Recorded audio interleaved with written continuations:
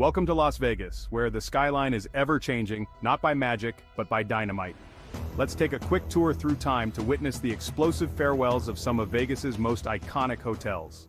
First up, the legendary Tropicana.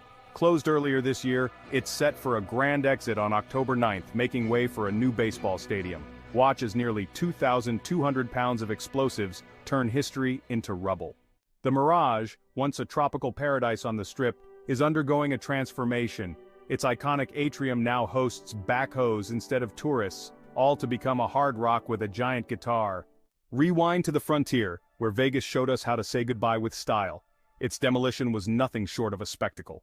And let's not forget the Stardust, El Rancho, and others. Each explosion not just an end, but a blast into the future of Vegas entertainment.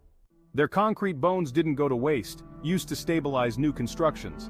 In Vegas, even the past helps build the future. Las Vegas never stops evolving. Each implosion is a chapter closed, but also a page turned towards new spectacles.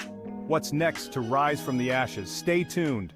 Like this quick history blast, hit subscribe for more Vegas transformations.